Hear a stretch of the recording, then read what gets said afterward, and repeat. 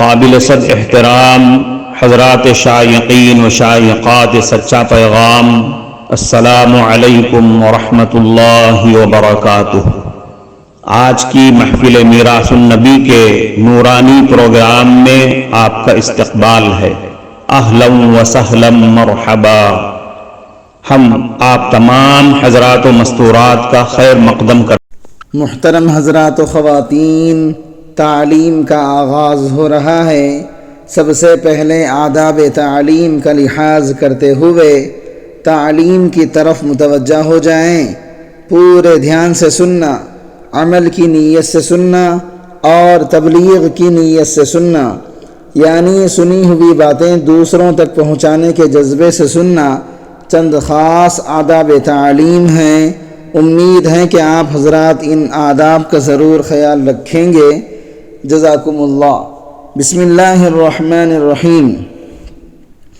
حضرت ابو ہریرہ رضی اللہ عنہ سے روایت ہے کہ رسول اکرم صلی اللہ علیہ وسلم نے ارشاد فرمایا، پانچوں نمازیں، جمعہ کی نماز پچھلے جمعہ تک اور رمضان کے روزے پچھلے رمضان تک درمیانی اوقات کے تمام گناہوں کے لیے کفارہ ہیں، جبکہ ان اعمال کو کرنے والا کبیرہ گناہوں سے بچے۔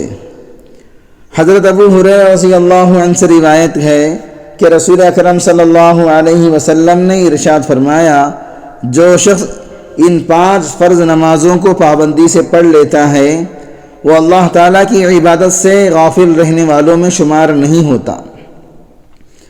حضرت عبداللہ ابن عمر رضی اللہ عنہما سے روایت ہے کہ ایک دن نبی کریم صلی اللہ علیہ وسلم نے نماز کا ذکر فرماتے ہوئے ارشاد فرمایا، جو شخص نماز کا اہتمام کرتا ہے تو نماز اس کے لیے قیامت کے دن نور ہوگی، اس کے پورے ایماندار ہونے کی دلیل ہوگی اور قیامت کے دن عذاب سے بچنے کا ذریعہ ہوگی۔ جو شخص نماز کا اہتمام نہیں کرتا اس کے لیے قیامت کے دن نہ نور ہوگا، نہ اس کے پورے ایماندار ہونے کی کوئی دلیل ہوگی، نہ عذاب سے بچنے کا کوئی ذریعہ ہوگا، اور وہ قیامت کے دن فرعون، حامان اور ابی بن خلف کے ساتھ ہوگا۔ حضرت ابو مالک اشجعی رضی اللہ عنہ اپنے والد سے روایت کرتے ہیں کہ رسول اکرم صلی اللہ علیہ وسلم کے زمانے میں جب کوئی آدمی مسلمان ہوتا تو صحابہ کرام رضی اللہ عنہم سب سے پہلے اسے نماز سکھایا کرتے۔ حضرت ابو امامہ رضی اللہ عنہ سے روایت ہے کہ رسول اکرم صلی اللہ علیہ وسلم سے دریافت کیا گیا، اے اللہ کے رسول، کون سے وقت کی دعا زیادہ قبول ہوتی ہے؟ ارشاد فرمایا، رات کے آخری حصے میں اور فرض نمازوں کے بعد۔ حضرت ابو سعید خدری رضی اللہ عنہ سے روایت ہے کہ انہوں نے رسول اکرم صلی اللہ علیہ وسلم کو یہ ارشاد فرماتے ہوئے سنا، پانچوں نمازیں درمیانی اوقات کے لیے کفارہ ہیں، یعنی ایک نماز سے دوسری نماز تک جو صغیرہ گناہ ہو جاتے ہیں وہ نماز کی برکت سے معاف ہو جاتے ہیں۔ اس کے بعد نبی کریم صلی اللہ علیہ وسلم نے ارشاد فرمایا، ایک شخص کا کوئی کارخانہ ہے جس میں وہ کچھ کاروبار کرتا ہے، اس کے کارخانہ اور مکان کے درمیان 5 نہریں پڑتی ہیں۔ جب وہ کارخانے میں کام کرتا ہے تو اس کے بدن پر میل لگ جاتا ہے یا اسے پسینہ آ جاتا ہے، پھر گھر جاتے ہوئے ہر نہر پر غسل کرتا ہوا گھر جاتا ہے۔ اس بار بار غسل کرنے سے اس کے جسم پر میل نہیں رہتا۔ یہی حال نماز کا بھی ہے کہ جب بھی کوئی گناہ کر لیتا ہے تو دعا استغفار کرنے سے اللہ تعالیٰ نماز سے پہلے کے تمام گناہوں کو معاف فرما دیتے ہیں۔ حضرت زید بن ثابت رضی اللہ عنہ فرماتے ہیں کہ ہمیں نبی کریم صلی اللہ علیہ وسلم کی طرف سے حکم دیا گیا تھا کہ ہم ہر نماز کے بعد سبحان اللہ 30 پر 3 مرتبہ، الحمدللہ 30 پر 3 مرتبہ، اللہ اکبر 30 پر 4 مرتبہ پڑھیں۔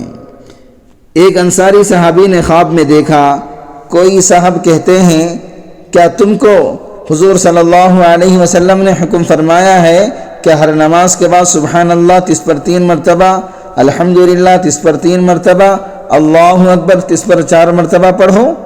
انہوں نے کہا جی ہاں۔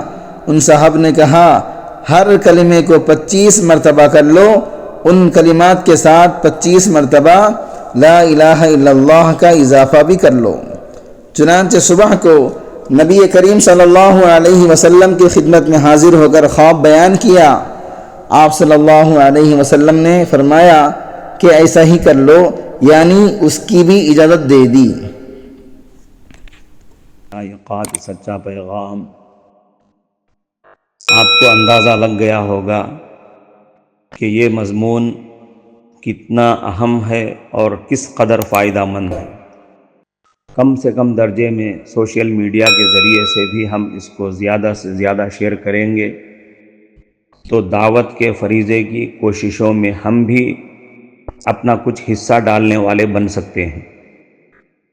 لہٰذا زیادہ سے زیادہ اس کو عام کریں تاکہ پوری دنیا کے ہندوؤں کی غلط فہمی دور ہو جائے اور انہیں یہ زمینی حقیقت معلوم ہو جائے، اور وہ اپنے اصل مذہبی لیڈر پیغمبر آخر الزماں حضرت محمد الرسول اللہ صلی اللہ علیہ وسلم کو ماننے پر مجبور ہو جائیں اور کلمہ پڑھ کر آپ کے ساتھ ساتھ وہ بھی جنت میں جانے والے بن جائیں۔